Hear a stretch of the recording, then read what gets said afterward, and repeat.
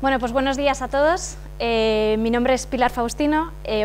Vamos a proceder a la ponencia enmarcada dentro de la Semana de la Inocuidad de los Alimentos, organizada por FEDALCITA, la Federación Española de Asociaciones de Tecnología de Ciencia y Tecnología de los Alimentos, y en este caso en colaboración con ATECTA, la Asociación de Titulados y Estudiantes de CTA de Aragón. Así que, bueno, pues no tengo nada más que dar las gracias por esta invitación y poder participar en esta Semana de la Inocuidad.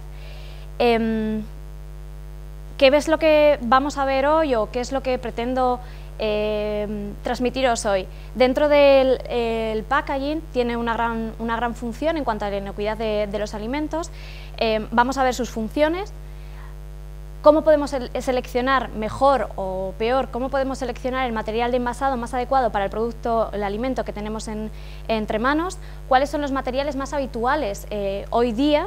Y por último veremos cuáles son las tendencias de investigación principalmente, algunas ya están siendo una realidad, pero cuáles están siendo las tendencias en cuanto al packaging alimentario.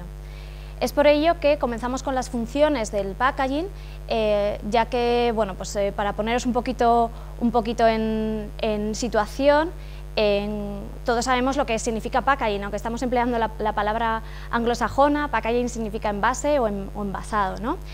Tenemos tres niveles para describir el tipo de envase que estamos empleando. Tenemos tres niveles, sería el primario, secundario y terciario, ¿de acuerdo? Es muy fácil, muy sencillo poder llegar a la conclusión de cuál es la clasificación, siendo el primario, el que contacta directamente con el alimento. Esto parece muy sencillo de entender, incluso memorizar, pero luego a veces cuando estamos analizando el envase que tenemos, bueno, pues nos podemos despistar e incluso confundir, ¿vale? Más adelante veréis por qué. Por lo tanto, tendríamos un envase primario que sería el que entra en contacto directo con el alimento o el producto contenido. A continuación tendríamos el envase secundario, que sería, pues como el ejemplo que tenéis aquí, el que engloba las unidades, lo que podría ser las unidades de venta, es decir, no entra en contacto directo con el producto, pero es necesario, su función es necesaria para poder hacer un pequeño traslado, por ejemplo en zonas de retail, distribuidores, supermercados o incluso en venta al consumidor final, ¿de acuerdo? Y por último tendríamos el terciario, que sería principalmente, por supuesto no entra en contacto con el producto, pero sería el que utilizaríamos para funciones logísticas, como puede ser el cartonaje, el film de embalaje, o incluso podríamos llegar a decir el palet, dependiendo de la industria alimentaria en la que nos encontremos.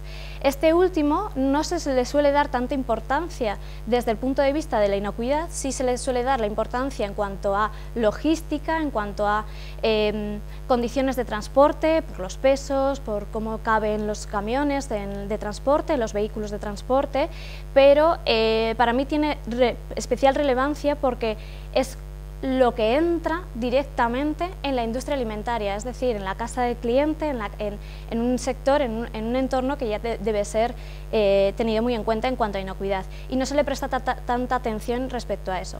Lógicamente es fácil entender que la criticidad en cuanto a inocuidad hacia el producto, hacia nuestro alimento, será mucho mayor si entra en contacto directo con el producto, ¿vale? No tanto como si fuera este último. También podríamos hacer una clasificación de los tipos de envases o tipos de packaging en función de hacia quién va dirigido o hacia quién es distribuido. En este caso podríamos tener dos clasificaciones, que sería envase de consumo y un envase industrial. El envase de consumo iría destinado al consumidor final, es decir, la persona que ya va a hacer uso de ese envase y por lo tanto de ese producto alimenticio, ¿vale? Y el envase industrial son el tipo de envases que se emplean para distribuciones entre terceros, ¿bien? Normalmente estas distribuciones son necesarias que sean mucho más grandes, necesitan de dimensiones grandes con el fin de que sea mucho más económico el transporte y por lo tanto su resistencia tiene que ser importante. Tenemos aquí algunos ejemplos, como puedan ser unos bidones que luego puedan tener una bolsa aséptica para zumos, para concentrados de zumos, por ejemplo, o o productos distribuidos a granel. Y también podríamos tener los sacos, en este caso tenemos aquí sacos de papel craft, que se llama, es un papel muy resistente, muy adecuado, por ejemplo, para leches en polvo, que luego va cosido en la parte superior, ¿vale? En el interior puede tener algún otro tipo de envase, como puede ser envase plástico, una bolsa plástica de polietileno, polipropileno, con el fin de que el material que sí que va en contacto directo con el producto, es decir, el material primario, sí que tenga un riesgo de inocuidad muchísimo menor, en el caso de tener el contacto directo con lo que sería la bolsa de papel craft, ¿vale?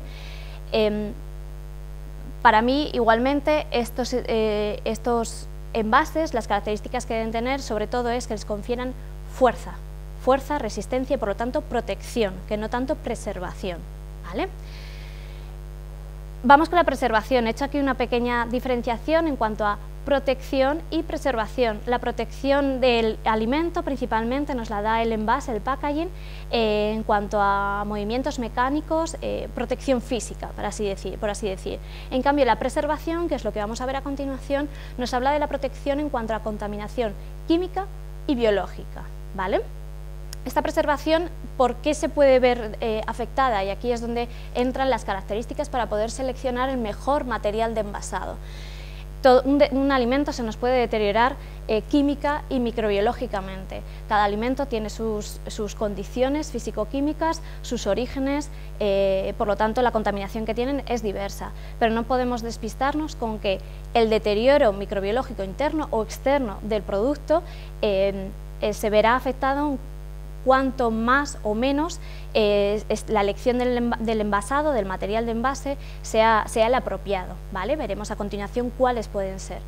En cuanto al sabor, necesitamos un material que nos proteja principalmente el sabor, la calidad organoléptica del producto, incluido también el olor. Nos podemos encontrar con materiales de envasado de film plástico que no proteja tanto la eliminación de compuestos volátiles, ¿vale?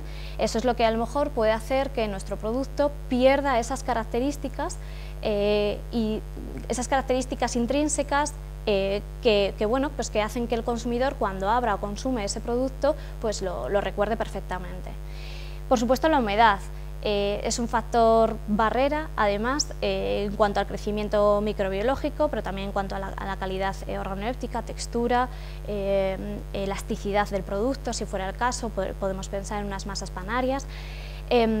La humedad, tenemos que tener en cuenta que el material, sobre todo materiales de film plástico, que suelen ser los más importantes, tienen que tener una permeabilidad suficiente como para que haya un equilibrio, principalmente equilibrio higroscópico, entre el exterior y el interior del envase, es decir, entre el producto y el exterior, de tal manera que llegan a un equilibrio si es que es necesario. Y si por el motivo que sea, por las características del producto, no es posible que ese producto adquiera humedad o que no la pierda, la barrera de ese film o de ese envase tiene que ser suficiente como para que lo mantenga en esa condición durante toda su vida útil, ¿vale? Y por último, la temperatura. Muchos productos son tratados térmicamente cuando ya están incluidos dentro del envase, es decir, pueden ser tratados térmicamente con una pasteurización o incluso una esterilización, un autoclave, y por lo tanto este envase necesita mantener su integridad. Ya no solo por tratamientos térmicos, es decir, con temperaturas elevadas, sino también por temperaturas bajas. Lo mismo, el material tiene que mantener esas condiciones, resistir esas condiciones. ¿Cómo le seleccionamos el material de envasado? Muy sencillo, siguiendo esas características que acabamos de ver, cómo podemos preservar el alimento. Por lo tanto, cuando conocemos un producto, no lo conocemos hasta que no sabemos cuánto dura. Es una pregunta que nos hacemos el consumidor final y bueno, los profesionales en inocuidad alimentaria. Es una pregunta que nos hacemos: ¿cuánto dura? ¿Y cuánto más puede hacer que dure? Para eso nos implicamos principalmente en el material de envasado, pero no solo en eso. Tenemos efectos como pueden ser la disminución de la temperatura. De todos es conocido que si disminuimos la temperatura, los microorganismos, las bacterias, virus, en fin, puedan mantenerse en condiciones de latencia o incluso de un crecimiento mucho menor.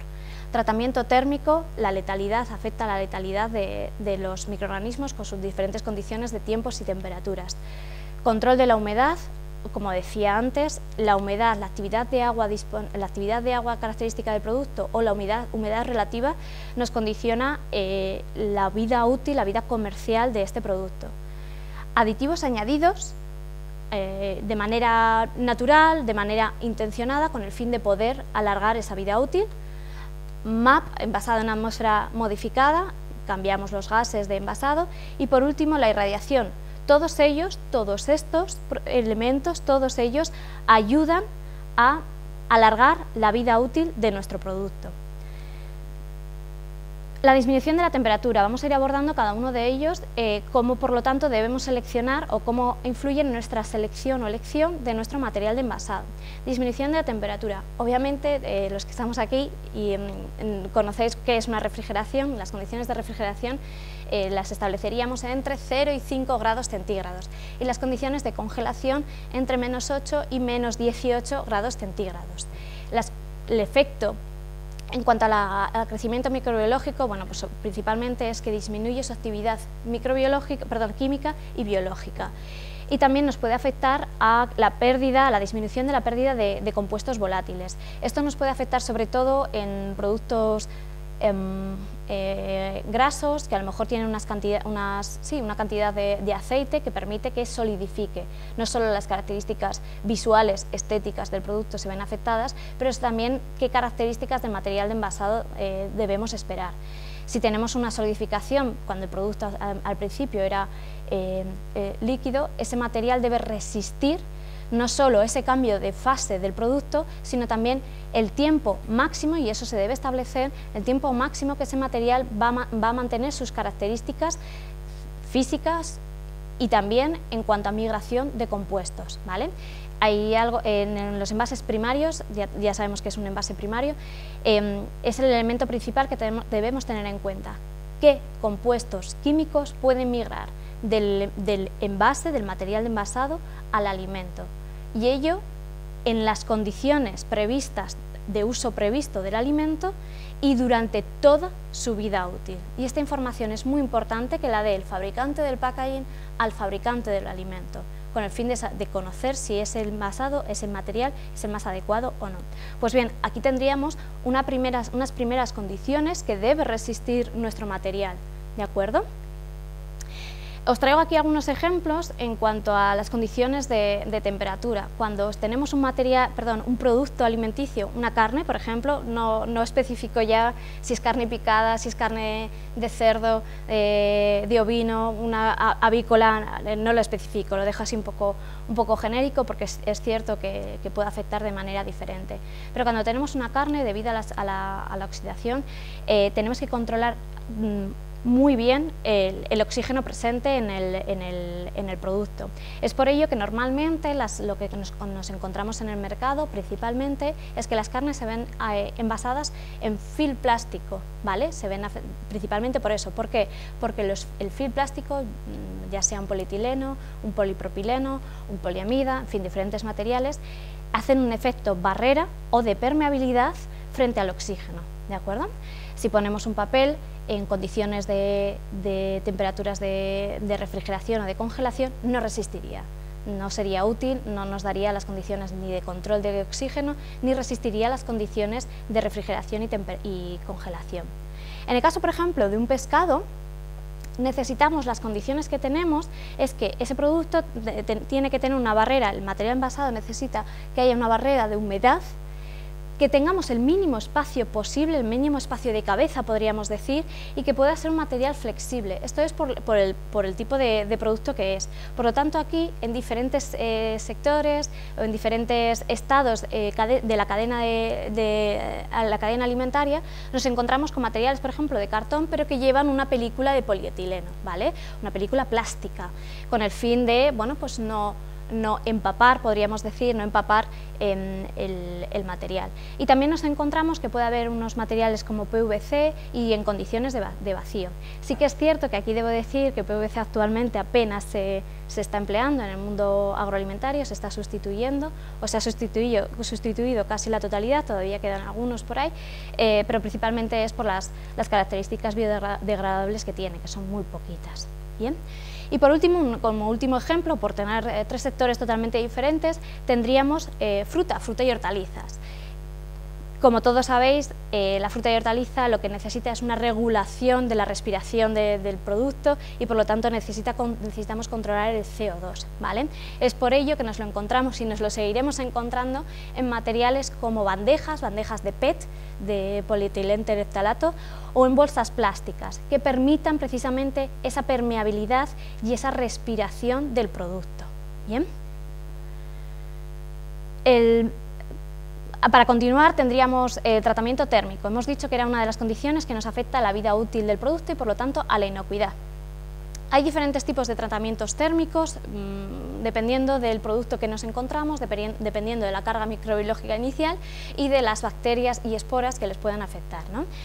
Por lo tanto, esperamos, lo que un productor alimentario espera es que el material resista a un tratamiento de pasteurización, si fuera el caso, a un llenado en caliente, es decir, por ejemplo, si tenemos salsas o siropes, este producto ya se nos encuentra en caliente, hemos hecho un tratamiento en caliente por tubería, por ejemplo, y hacemos el llenado en caliente. Se espera que ese material resista, al menos la parte interior, pero sobre todo la parte exterior, resista ese tipo de procesado.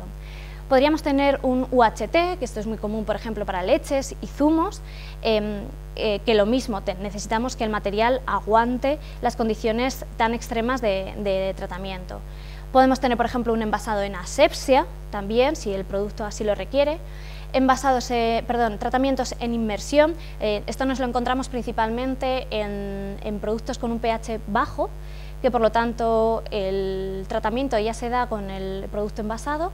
Se suele dar principalmente con envases de lata, metálicos, y que se realiza el tratamiento por inmersión en agua, si es el caso. Y por supuesto también el cierre de cualquier envase, ya sea plástico, ya sea metal, ya sea cualquiera de ellos, tiene que resistir esas condiciones extremas de temperatura, de tiempo y presión. No olvidemos que podemos tener una esterilización, un HT, que le da unas condiciones de presión importantes. Por ejemplo, en una lata, los envases que más nos encontramos, podríamos tener una lata, la cobertura, el cierre, el compuesto que tenemos en el cierre debe resistir esas condiciones de presión, al igual que la soldadura. Si nos encontramos con un envase metálico de 3 piezas, ¿eso qué quiere decir? Que tenemos un cuerpo, una pieza y otra pieza, son 3 piezas en total, ¿vale? Tenemos una soldadura, esa soldadura debe resistir perfectamente esos cambios de condiciones extremas en cuanto a tiempos y temperaturas y presiones principalmente, ¿bien? Podríamos tener también, en estos casos, lo más habitual son envases de vidrio. El principal riesgo que nos podemos aquí encontrar son las roturas de vidrio. Las condiciones de una línea suelen ser rápidas, las condiciones de llenado y de producción suelen ser rápidas y por lo tanto el riesgo de rotura de vidrio es importante. Debemos seleccionar un envase de vidrio que, bueno, pues veremos el producto, el consumidor va a ver el producto, pero debemos seleccionar un vidrio que tenga un espesor y un peso suficiente como para aguantar nuestras condiciones de procesado y por lo tanto que la vida útil y la inocuidad de nuestro producto se vean lo menos afectadas posible. Aquí también podríamos ver el cierre, que tenga una resistencia al cierre en cuanto al, si tenemos por ejemplo un tarro de vidrio, la corona que tiene, que es el cierre, sea suficientemente hermético y nos dé condiciones de vacío, lo cual ayudaría a que el crecimiento microbiano sea muchísimo menor. Bien. Y podríamos tener también bolsas. Cuando tenemos el producto en bolsas, bueno, pues no solo seleccionaríamos un equipo de tratamiento térmico más apropiado, pero también deberíamos seleccionar, pues por ejemplo, tenemos envases en poliéster o en poliolefina. No suele ser tan habitual, pero sí que es cierto que nos lo encontramos en el mercado, estas condiciones de envases. Control de la humedad. Como decía anteriormente, el control de la humedad lo podemos hacer por dos métodos diferentes principalmente, puede haber alguno más. Tenemos un secado por calor, es decir, secamos dando cierta cantidad de calor y se elimina la humedad.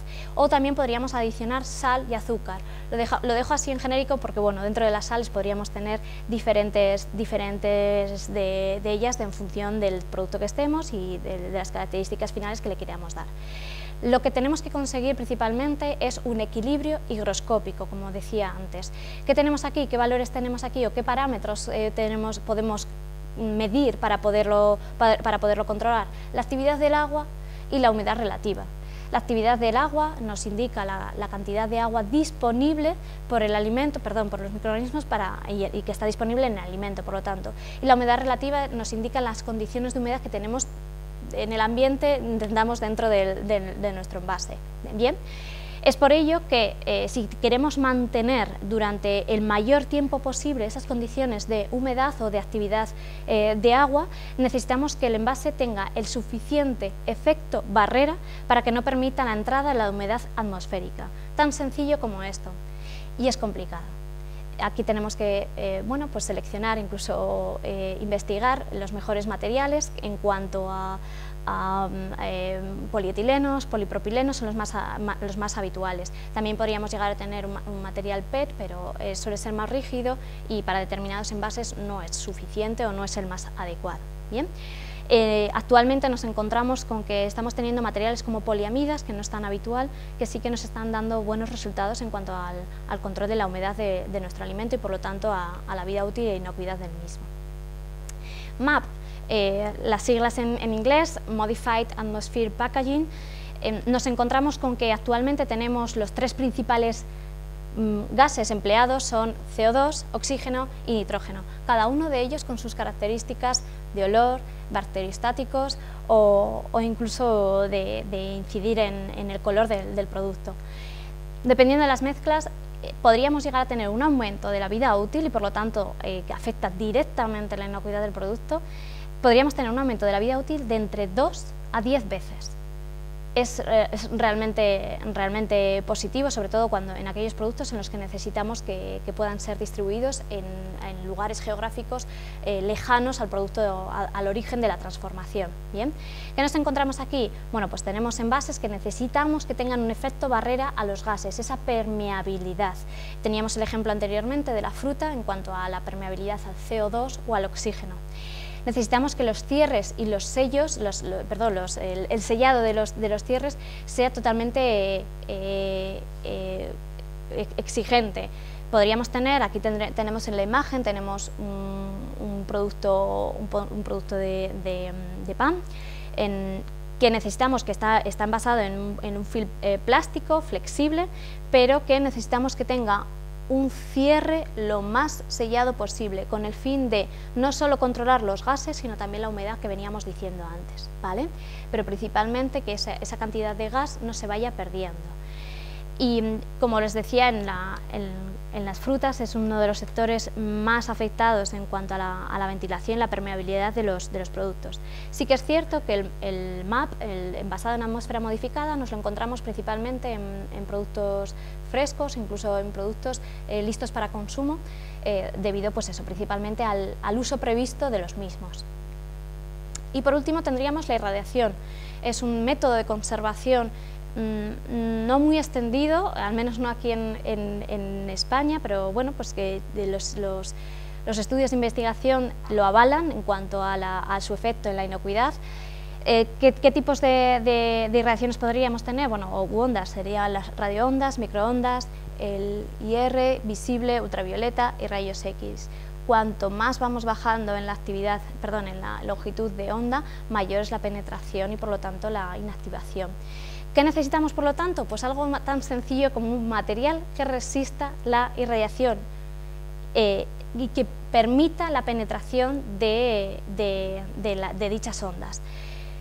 Ese material a su vez tiene que permitir esa esterilización, es decir, que a lo largo de todo el tratamiento, principalmente porque después no se verá tan afectado, pero a lo largo de todo el tratamiento lo resista. no es difícil encontrar materiales que lo resistan, puesto que realmente no es un tratamiento abrasivo, como pudiera ser un tratamiento térmico por inmersión o que se vea sometido a grandes presiones, ¿vale? Pero bueno, al final sí que necesitamos que sea un material que lo resista. Actualmente aquí en España se emplea este tratamiento se emplea principalmente en especias. Es donde más nos lo solemos encontrar y bueno, no es sencillo que nos vengan ejemplos a la cabeza de qué materiales contienen este tipo de productos. Por lo tanto, a modo de resumen, cuando nos enfrentamos a cómo seleccionar nuestro material de envase, principalmente para que afecte sí o no, dependiendo del efecto positivo o negativo que necesitamos o deseamos a la inocuidad de nuestro producto, tendremos que comprobar, primero, qué nivel de packaging estamos trabajando, primario, secundario o terciario. Que mayor importancia va a tener principalmente va a ser el primario.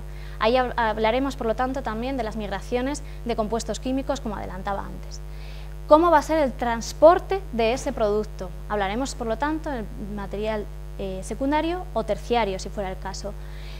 ¿Cómo son las características del alimento? Características organolépticas, características físico-químicas, y hablaremos de los efectos barreras, en fin. ¿Cuál es la vida útil esperada o pretendida de ese producto? Y por último, ¿qué procesado va a sufrir ese alimento?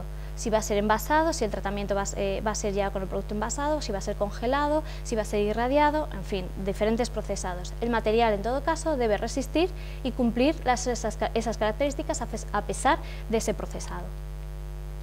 ¿Cuáles son los materiales más habituales que nos encontramos teniendo en cuenta estas características que ya hemos visto? Los tendríamos aquí resumidos y sus aplicaciones actuales y por lo tanto futuras, al menos a corto o medio plazo. Los materiales más habituales podríamos tener el metal. Cuando pensamos en metal principalmente pensamos en latas de 2 piezas, latas de 3 piezas, son diferentes. Y nos encontramos principalmente, debido a esas características de resistencia y de contener producto, nos encontramos líquidos de diferentes características, bebidas carbonatadas, porque permiten mantener el gas de la bebida, conservas, ya sean vegetales o cárnicas, porque el metal resiste muy bien los tratamientos térmicos importantes, abrasivos, y comidas preparadas. Todos podemos empezar a pensar en comidas preparadas, como pueda ser unas alubias que vienen en lata, o unas comidas preparadas de cárnicas o algo así que viene en lata. Otro de los materiales que podríamos tener a continuación sería el papel y cartón. ¿Dónde nos lo encontramos principalmente? En aquellos productos que no tienen un gran peso, pero también lo resistirían, y que además necesitan ser contenidos de una manera, digamos, delicada, voy a decirlo así. Nos encontramos principalmente las frutas y hortalizas, ya no solo entre terceros, sino también para el consumidor final, y aquí ya podemos encontrarnos diferentes formatos, desde cajas grandes de agricultura, como cestitas pequeñitas para unos tomates pequeños cherry, ¿de acuerdo?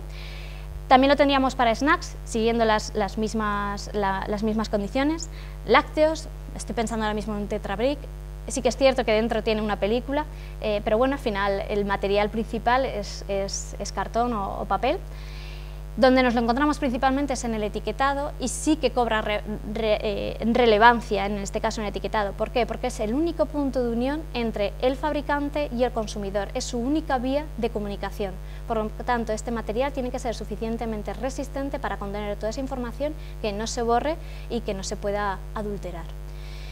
Y donde nos lo encontramos sobre todo es como envase secundario, debido a las resistencias y al precio que tiene. El vidrio nos lo encontramos principalmente en aguas, en vinos, licores, en algún momento lo podríamos tener también en aceites un poco más, de un valor adquisitivo más alto, y en conservas, cómo no. En conservas también nos lo podríamos encontrar, vegetales o cárnicas. El vidrio permite ver el interior del producto, a diferencia del metal, que no lo podríamos ver, y por lo tanto adquiere una importancia alta en cuanto a las características visuales del producto.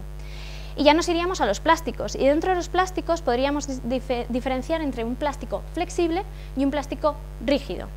Sencillo de diferenciar. Un plástico flexible nos lo podemos encontrar en bolsas, bolsas de snacks, bolsas para hortalizas, frutas, hortalizas, refrigeradas, por ejemplo. Ese plástico puede ser microperforado. Estoy pensando ahora en una bolsa de pan.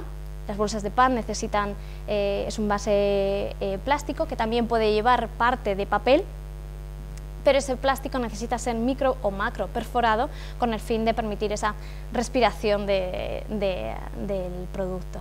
Y también nos lo podríamos encontrar como envase secundario, no perdamos de vista los films de embalaje de logística. Plástico rígido, estaríamos aquí hablando de bandejas, por ejemplo, bandejas plásticas, y el material principal, los dos materiales que nos encontramos aquí son PET y polipropileno, bien, pero principalmente PET.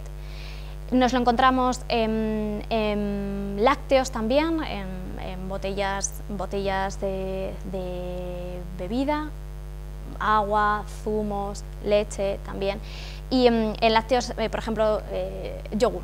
Los vasos de yogur sería el ejemplo más claro en cuanto a plástico rígido. Y podríamos tener otros materiales que no son tan frecuentes, pero que no podemos perder de vista, que entran en contacto directo con el producto y que por lo tanto puedan afectar a su contaminación y su inocuidad, como pueden ser los tapones, corchos, tapones sintéticos para vinos, aceites o licores, y las tintas. Los fabricantes de tintas alimentarias que se llaman, deben tenerlo esto muy presente. Pero bueno, esos son en los casos menos frecuentes, ¿vale? Y por último ya podemos abordar hacia dónde nos dirigimos en cuanto al packaging y cuáles son las vías que más se están investigando actualmente y que veremos yo creo que en un corto medio plazo veremos resultados si finalmente hay éxito. Tendríamos los 5 siguientes aspectos en los que más se está investigando. Necesitamos, o se requiere, o se está demandando un material sostenible. Cuando digo sostenible es que la fuente de ese material sea sostenible, sea procedente de fuentes, bueno, pues como nos estamos encontrando lo que llamamos la etiqueta ecológica, por ejemplo, que es que ese material, no es que la información sea de un producto ecológico, no, el material con el que se ha hecho esa etiqueta proceda de fuentes sostenibles. Podemos decir féculas de patatas, maíz, en fin, y esto actualmente se está demandando. El material lo mismo también se está demandando que tenga resistencia a nuevos procesos. Los más habituales son los que hemos visto hasta ahora, pero nos estamos encontrando que existen nuevos procesos que alargan la vida útil del producto, como puede ser un ultrasonido, como puede ser unas temperaturas bajas, pero a tiempos prolongados, y debemos evaluar cómo se comportan los materiales frente a estos nuevos procesos tecnológicos. Biodegradable, aquí sí que estamos hacia el final de la cadena, es decir, que ese material de envasado que hemos empleado sí que sea biodegradable, que sí que se le pueda dar un nuevo uso. Es por ello, por ejemplo, que el PVC que nombraba antes está desapareciendo del sector agroalimentario. Información del estado del alimento. Nos estamos encontrando con algunas investigaciones que en función de las características del alimento en cuanto a su vida útil cambia la conformación, podríamos decir, la estética, incluso el color del envase, y por lo tanto al consumidor le daría una información directa de cómo de cerca está del fin de la vida útil ese producto. Son campos de investigación en los que se está abordando. Y por último, el efecto barrera. Hace un par de días leí un artículo de una investigación que se está haciendo aquí en España en cuanto a nuevos materiales laminados de plástico flexible de poliamidas, con el fin de mantener esas resistencias de efecto barrera para la humedad, para la permeabilidad de gases, incluso para la resistencia de tratamientos térmicos, y que resistan mucho mejor, y por lo tanto esa migración de compuestos químicos sean menores al producto, al alimento, o por lo menos en límites legales mucho menores. ¿De acuerdo? Estos son los 5 grandes campos en los que ahora mismo nos podríamos encontrar en el packaging alimentario y que iremos viendo cómo obtenemos esos resultados. ¿De acuerdo? Y hasta aquí. Muchísimas gracias.